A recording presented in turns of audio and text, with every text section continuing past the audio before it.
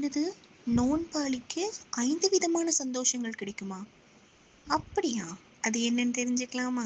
அஸ்ஸலாமு அலைக்கும் வரஹ்மத்துல்லாஹி வபரகாத்துஹு. நபி ஸல்லல்லாஹு அலைஹி வஸல்லம் அவர்கள் சொல்லக்கூடிய ஹதீஸ் புகாரி ஷெரீஃப்ல பதிவு செய்யப்படுது. இந்த ஹதீஸ்ல 4 விதமான நோன்பாளிக்கு கிடைக்கக்கூடிய நிம்மதிகளை பற்றி சொல்லப்படுது. முதலாவதாக, நோன்பு அப்படிங்கிறது ஒரு அடியானுக்கு பாதுகாக்கக்கூடிய பாதுகாப்பாக இருக்கு. இரண்டாவது, நோன்பாளிக்கு 2 சந்தோஷங்கள் கிடைக்கும். எப்போ தெரியுமா? அவனுடைய ரப்பை காணும் போது.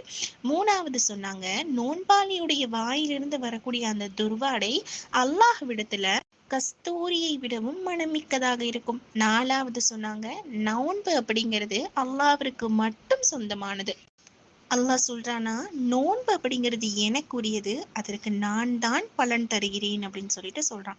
இந்த 4 விஷயங்களும் புகாரி ஷெரீஃப்ல பதிவு செய்யப்பட்டிருக்கு. அதே போல மற்றொரு அறிவிப்புல ஸல்லல்லாஹு அலைஹி வஸல்லம் அவங்க இன்னொரு சிறப்பையும் சொல்லியிருக்காங்க. சொர்க்க வாசல்கள்ல ரயான் அப்படின்னு சொல்லிட்டு ஒரு வாசல் இருக்கு. அந்த வாசல் நோன்பாளிகளுக்கு மட்டும் கொடுக்கக்கூடிய வாசல். அப்ப நோன்பாளிகளுக்கு ரய்யான் அப்படிங்கிற சொர்க்கமே பரிசாக கொடுக்கப்படுது. சுபஹானல்லாஹ். இது போன்ற ரமலான் மாதத்தினுடைய சிறப்புகளை தெரிந்து கொள்வதற்காக நம்முடைய மதசத்து நாஃபிஆ சேனலை சப்ஸ்கிரைப் செய்து கொள்ளுங்கள்.